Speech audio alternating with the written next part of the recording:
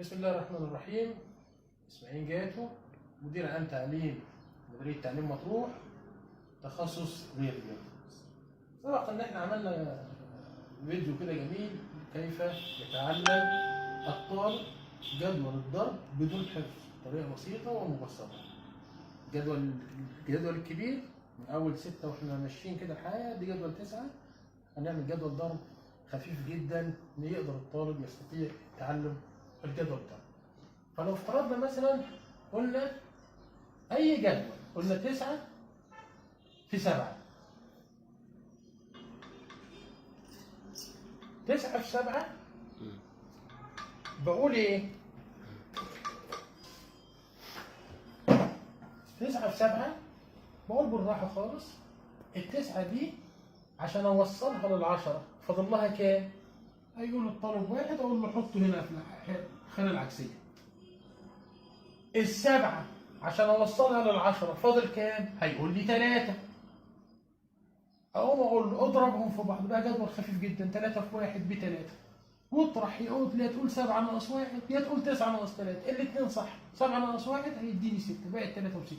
ما حفظناش، وصلنا الرقم ده ل10 ووصلنا الرقم ل10، هيطلعوا ارقام صغيره جدا. تعالى على سبيل المثال هنقوله مثلا 8 في 7، ال8 عشان توصل لل10 كام؟ فاضل لها 2. ال7 عشان توصل لل10 فاضل لها كام؟ 3. اضربهم في بعض 6، 3 في 2 ب6، واطرح 7 ناقص 2 او 8 ناقص 3، 7 ناقص 2 5 او 8 ناقص 3 5، اداني 56. تعالى لحاجه تاني اهي، 8 في 6، اي جدول بقى خاص من الكبار. ال8 عشان توصل لل10 فاضل لها كام؟ 2. ال6 عشان توصل لل10 فاضل لها كام؟ 4.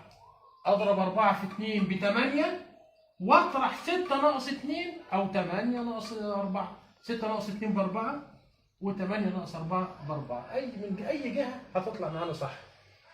واحده ثانيه عشان تتاكد الفكره، 9 في 6، التسعه دي عشان توصل لل10 فاضل لها 1، والستة عشان توصل لل10 فاضل لها 4. بقت ارقام صغنطوطه، اقدر اضربها 4 في 1 ب4، 6 ناقص 1 5، أو 9 ناقص 4 يديني 5.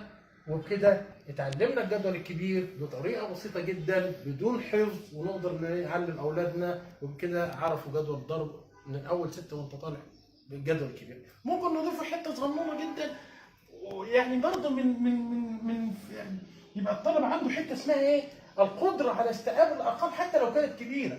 لما أقول له الطالب 11 في 12، هل ده جدول 11؟ لا، ممكن اخلي جدول 11 ده من اسهل الجداول. 11 في 12 هقول له نزل ال 12 زي ما هي اهي كده، واجمع الاثنين والواحد 3، يبقى انا علمته يضرب بسرعه 11 في اي حاجه. لما اقول له 11 في 14 هقول له نزل ال 14 زي ما هي، واجمع اللي في النص يديني 5. خليت الطالب عنده قدره عاليه على الجداول الكبيره دي. اقول له 11 في 16، ما تخافش، هقول له نزل ال 16 زي ما هي، اجمعهم في النص يديني 7. بنزل الرقم اللي مضروب في 11 زي ما هو، وفي خانه العشرات بجمع الرقمين دول واحطه في خانه العشرات. وبكده برضو نتعلم حاجه جميله جدا في جدول الضرب يستطيع الطالب انه يتعلم. نفترض جدلا 11 في 5 في 15 اهي، هنقول له نزل ال 15 واجمعهم لي في النص يبقى 165، وهكذا. اتمنى ان يكونوا طلابنا استفادوا من هذا، وهي في برامج جميله ازاي يكون الطالب عنده قدره على المهارات العقليه السريعه، وازاي يحب ماده الرياضيات بدون حفظها. شكرا يا فندم.